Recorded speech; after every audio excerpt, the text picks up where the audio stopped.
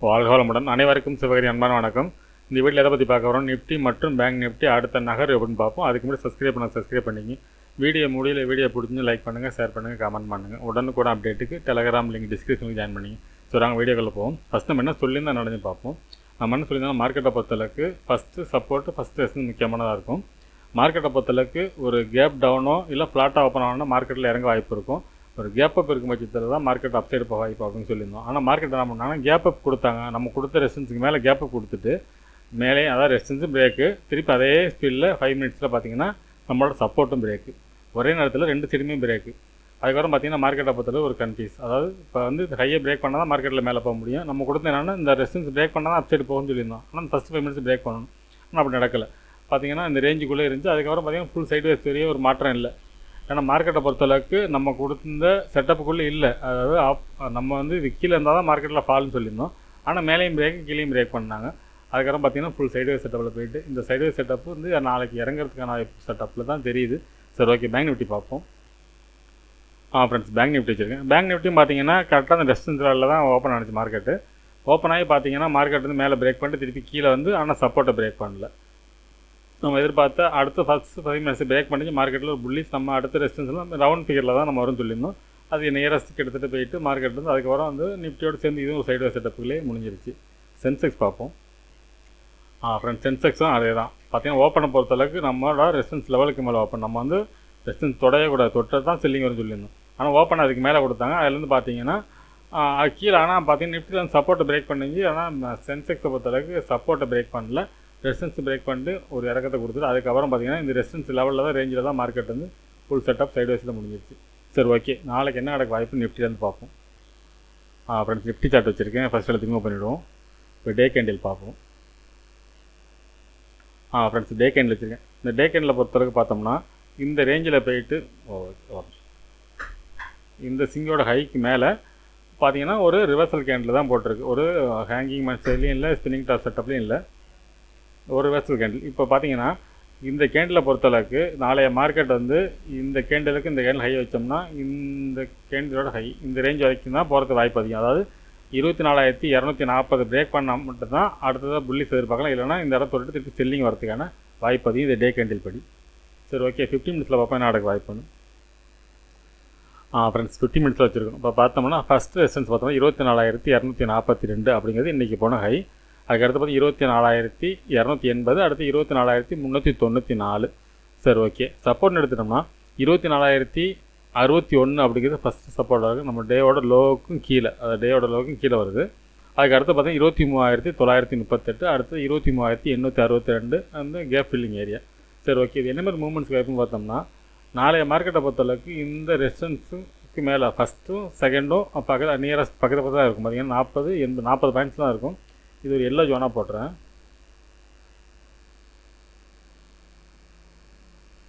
இப்போ இந்த yellow ஜோனை break பண்ணால் தான் மார்க்கெட்டில் நம்ம புல்லிஸ் எதிர்பார்க்கலாம். அது வரைக்கும் மார்க்கெட்டை பொறுத்தளவுக்கு வேறு சென்டிமெண்ட்டில் இருக்கிறதுக்கான வாய்ப்பு தான் அதிகமாக தெரியுது. ஃப்ரெண்ட்ஸ், ஒருவேளை கேப் அப் இருந்து செகண்ட் ரெசிஸ்டன்ஸுக்கு மேலே இருக்கும் பட்சத்தில் தான் மார்க்கெட்டில் அதாவது 24,280 மேலே ஃபஸ்ட்டு 5 மினிட்ஸ் பிரேக் பண்ணால் அப்சைட் போக வாய்ப்பு இருக்கும். அப்படி இல்லாத பட்சத்தில் மார்க்கெட்டை பொறுத்தளவுக்கு இந்த ஃபஸ்ட்டு ரெசிஸ்டன்ஸ் இல்லை செகண்ட் ரெசிஸ்டன்ஸுக்குள்ளே போயிட்டு மார்க்கெட்டில் ஃபால் ஆகிறதுக்கான வாய்ப்பு தான் அதிகம். ஃப்ரெண்ட்ஸ், அதாவது பார்த்தீங்கன்னா இந்த டேவோட லோவை பிரேக் பண்ணக்கூடாது. நாளைய மார்க்கெட் இந்த ரேஞ்சுக்குள்ளே கூட இருக்கலாம். இந்த ஹையும் லோவுக்கும் இடையில மார்க்கெட் வந்து ரேஞ்ச் பவுண்ட் மார்க்கெட் மாதிரி இருக்கலாம். அதாவது இந்த ஃபஸ்ட்டு சப்போர்ட்டுக்கும் ஃபஸ்ட்டு ரெசிஸ்டன்ஸுக்கு இடையில மார்க்கெட் மூவ் ஆகிறதுக்கான வாய்ப்பு தான் ஃப்ரெண்ட்ஸ் அதிகமாக தெரியுது. ஒரு வேளை ஃபஸ்ட்டு சப்போர்ட்டை பிரேக் பண்ணிச்சுன்னா அடுத்தது மார்க்கெட்டில் ஃபால் இருக்கிறதுக்கான வாய்ப்பும் கிளியராக தெரியுது. ஃப்ரெண்ட்ஸ், ஆனால் என்னோடய பாயிண்ட் ஆஃப் வியூ நாளைய பொறுத்தளவுக்கு ஒரு ரேஞ்சு பவுண்ட் கொடுத்துட்டு, அதாவது ஃபஸ்ட்டு சப்போர்ட்டை லேஸாக பிரேக் பண்ணிவிட்டு அந்த ஃபஸ்ட் ரெசிஸ்டன்ஸ் பிரேக் பண்ணாமல் டேவோட ஹையை பிரேக் பண்ணாமல் லோவை மட்டும் பிரேக் பண்ணிவிட்டு அதுக்கப்புறம் ஒரு ரேஞ்சு இருந்துட்டு மறுநாள் வந்து ஒரு ஸ்பின்னிங் டாப் செட்டப் போட்டு திருப்பி ஃபால் ஆகிறதுக்கான வாய்ப்பு அதிகம். ஃப்ரெண்ட்ஸ், சரி, ஓகே, பேங்க் நிஃப்டி பார்ப்போம். ஃப்ரெண்ட்ஸ், பேங்க் நிஃப்டி வச்சுருக்கேன். ஃபஸ்ட் இடத்துக்கு மூவ் பண்ணிவிடுவோம். இப்போ டே கேண்டில் பார்ப்போம்.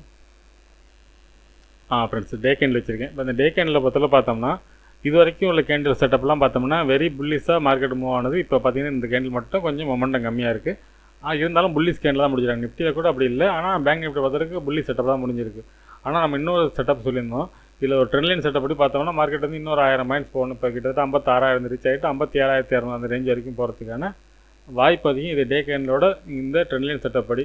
சரி, ஓகே. 50 மினிட்ஸில் ஏன்னா நிஃப்டியில் இந்த ரிவர்சல் செட்டப்புக்கு மாறுற மாதிரி தெரியுது. இது 50 மினிட்ஸ் என்ன மாதிரி இருக்குன்னு பார்ப்போம் ஃப்ரெண்ட்ஸ்.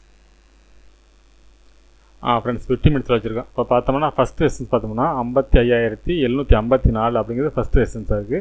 அதுக்கு அடுத்தது பார்த்தோம்னா 55,961 இது வந்து இன்றைக்கி போன ஹை.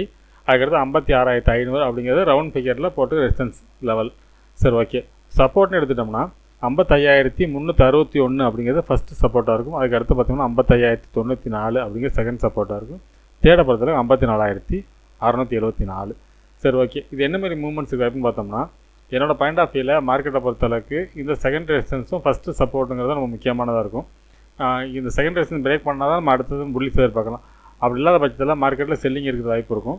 என்னோடய பாயிண்ட் ஆஃப் வியூவில் இந்த ஃபஸ்ட்டு சப்போர்ட்டுக்கும் இந்த ஃபஸ்ட்டு ரெசிஸ்டன்ஸை பிரேக் பண்ணி செகண்டுக்குள்ளே போகாமல் இல்லை இந்த ஹைக்குள்ளே கூட இந்த ரேஞ்சுக்குள்ளே போயிட்டு ஒரு ரேஞ்சு பவுண்டுக்குள்ளே இருக்கிறதுக்கான வாய்ப்பு தான் ஃப்ரெண்ட்ஸ். அதுலேயும் நிஃப்டிலையும் அப்படி தான் தெரியுது, இதுலேயும் அப்படி தான் இருக்குது. ஒரு ரேஞ்ச் இருக்கும், அதாவது கீழே தொட்டால் மேலே போகும், மேலே தொட்டால் கீழே வரும், அந்த மாதிரி இருக்கிறதுக்கான வாய்ப்பு தான் ஃப்ரெண்ட்ஸ் தெரியுது.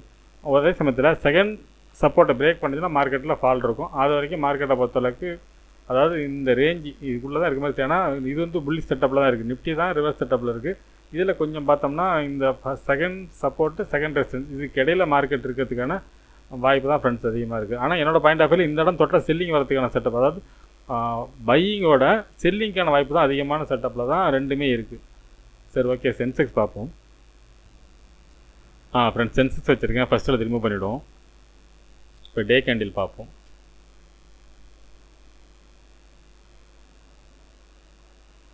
ஃப்ரெண்ட்ஸ் டே கேண்டில் வச்சுருக்கேன். டே கேண்டில் பொறுத்தவரை பார்த்தோம்னா கிட்ட நிஃப்டி எல்லாம் ஒரே மாதிரி தான் போட்டுறாங்க. நிஃப்டி கூட டோஜ் எரிஞ்சு இது ஹேங்கிங் மென்பர் போட்டுறாங்க. இந்த ஹையை பிரேக் பண்ணால் மார்க்கெட் மேலே போக வாய்ப்பு இருக்கும். அப்படி இல்லாத பட்சத்தில் செல்லிங் இருக்கும். இல்லை இந்த ஹை தாண்டணும்.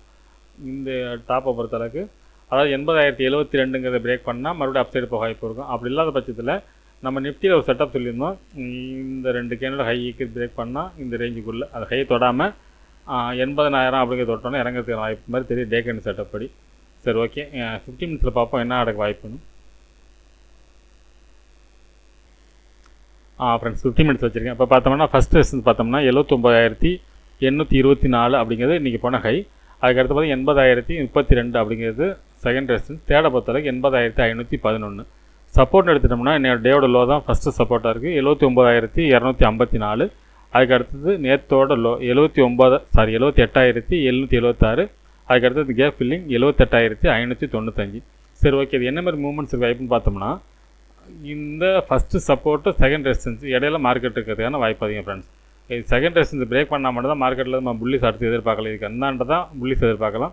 அதே சமயத்தில் ஃபஸ்ட்டு சப்போர்ட்டை பிரேக் பண்ணி ஃபஸ்ட்டு 5 மினிட்ஸ் கீழே இருக்கும் பட்சத்தில் மார்க்கெட்டில் ஒரு செல்லிங் இருக்கும். ஆனால் என்னோடய பாயிண்ட் ஆஃப் வியூவில் இந்த ஃபஸ்ட்டு சப்போர்ட்டுக்கும் செகண்ட் ரெசிஸ்டன்ஸுக்கு இடையில மார்க்கெட் இருக்கிறதுக்கான வாய்ப்பு அதிகம். இந்த ரேஞ்சு பவுண்டாக அப்படி தான் இருக்கிறதுக்கான வாய்ப்பு தான் அதிகமாக தெரியுது ஃப்ரெண்ட்ஸ். ஏன்னா மூணுமே அந்த மாதிரி செட்டப்பில் தான் இருக்குது. ஆனால் இந்த இடத்துக்குள்ளே போனால் செல்லிங் வரணும். அப்படி ஒருவேளை செகண்ட் பிரேக் பண்ணால் மறுபடியும் அடுத்தது புல்லிஸ் வந்து கண்டினியூ பண்ணுதுன்னு அர்த்தம். சரி, ஓகே ஃப்ரெண்ட்ஸ். அடுத்த வீடியோவில் சந்திப்போம். நன்றி, வணக்கம்.